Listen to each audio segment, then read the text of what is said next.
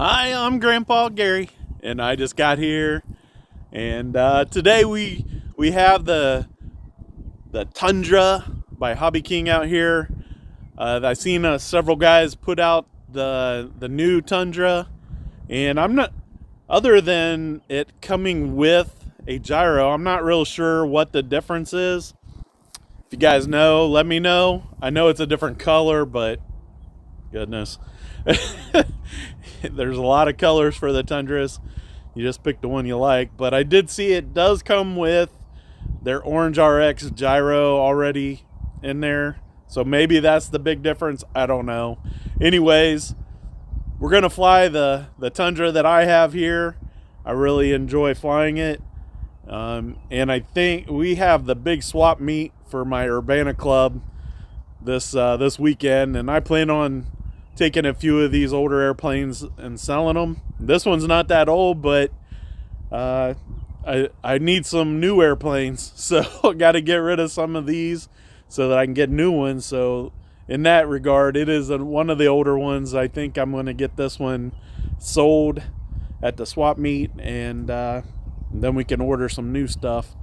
If the new Tundra from Hobby King is something special compared to this one, maybe we'll pick it up and get it on the channel. I don't know. You guys let me know if it's something different and I should get it.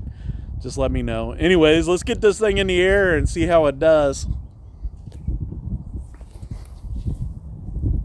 There we go. Guys can see the windsock is hanging at the 45-degree angle, and I think I've got to think that the 45 degrees is about 8-9 mile per hour. It's not too windy right now. It's pretty good conditions for Marysville, Ohio. And I already put the Tundra in the air once just to make sure the wind was coming out of the south like the windsock was saying. And here we go. Throttle cut off. Flaps are at the takeoff position. We are flying on 3S today. I have 3200 milliamp hour battery in there. I think it's HRB. It's feeling really smooth, guys. This is an Orange RX receiver bound to my Spectrum IX12. And it doesn't have any gyros in it, but it doesn't really feel like it needs it. Getting those big tail whip turns going. Let's take it up into a loop maybe. Throttle cut. Not exactly, but killed the throttle. And one thing I gotta remember is when flying on a 3S versus a 4S, I do have to get the throttle a little bit higher to get those maneuvers that I want to do. You can see it rocked a little bit. It didn't like the upside down too much. Here we go, downwind start to the loop. Got the wings rocking at the top. If we get well, let's do a snap at the top of a stall first. Nope. No snap. It rolled, but it didn't snap. So I was thinking that I could do a snap at the top of a loop, but it doesn't even do it at the stall. So that's a no. Little touch and go. Landing gear was perfect there. And I will say, you know, as far as between this and the Cub, Carbon Cub, this landing gear is much better. It's much softer. Both the wheels and the struts are... Anyways, I meant the tires.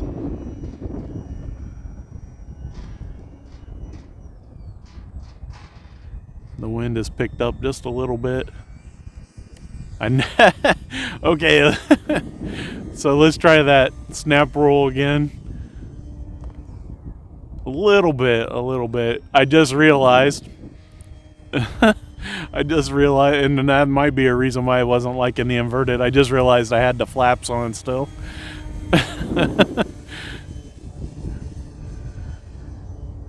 So when we get it back into the wind, well, we can do it downwind. There we go. Inverted's feeling a lot better.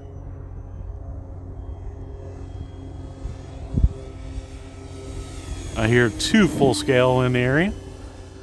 I can hear one off in the distance quite a bit louder than the one that's closest to me. Coming right over top, actually.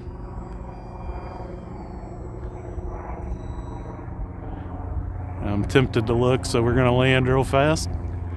There it is, straight above me. And the one that was louder was out there somewhere. I don't see it though.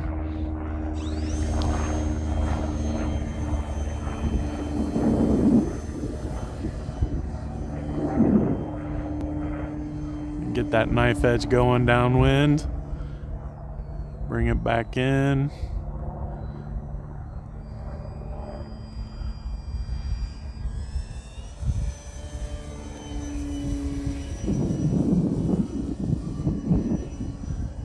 Another quick roll as it was working away from me. You will notice that I do a lot of my rolls after they're past me, and that's just so the orientation is correct. It just feels better than trying to start it as it's coming at me, because the corrections feel weird. Not that I can't do it, it feels a little natural to start it at me or just past me. I can do rolls as they're coming towards me. It's much harder right above you though. Like if you're flying high and right over you, you lose orientation if the nose is falling. So it's always good to have it out there a little ways so you can tell if the nose is dropping. Or out here or past you, but if you get it kind of like right here and you're rolling it, it's hard to tell if it's dropping or not. Now my timer is giving me the 5-minute warning, but I am flying a much bigger battery, so I'm sure the 5 minutes, I got plenty more than 5 minutes to go. Let's take it on around, staying in the invert. I'm about 3/4 throttle, so this is actually handling it pretty good, although I am giving it at least 75% of the down elevator. But I definitely got some more down elevator. I'll go full. See, it can climb out of that. Getting behind me. You do want to protect against ever doing that at an actual flying site with other people, but I'm out here by myself, and it's not a fear here. Coming across under 6 feet. Take it up into that stall turn again. And one more. Letting the tail come over. Oh, it even got a little bit upside down. Here we go, full throttle or full flaps. It raised up just a little bit, but oh, and I I let it get too slow and low. Let's do it again. I raised the flaps up, took off no flaps, and then let's go full flaps out here in the turn. That way any kind of climb is already accomplished. I am at half throttle now. It should make for a really nice landing. Still at half throttle. The wind is carrying it a little bit. There we go. All the way to the ground at 1/4 to half throttle, and it looked perfect. And we should be able to get it. The wind trying to roll it. All right, so here's what we'll do. We'll drive it backwards, because this this is kind of all right. This one does have the reversed ESC. Oh, it's stuck in a hole. All right, let's get it. All right, let's try it again. Gotta wait till it completely stops spinning to be able to reverse. All right, here we go.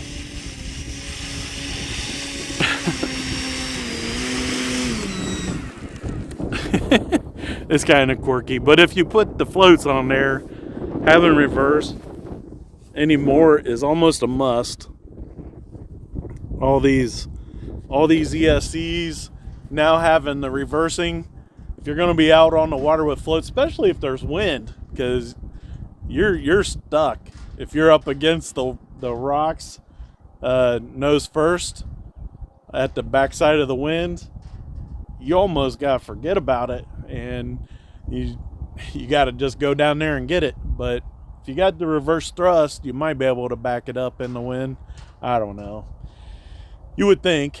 You might have trouble getting it turned around.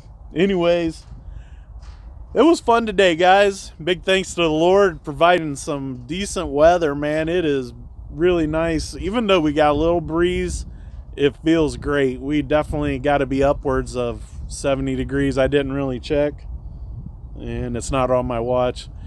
But the Tundra handled perfect. Had a real good time with it today, guys. Appreciate all your guys' support. And until next time, I'm Grandpa Gary, and I just got here.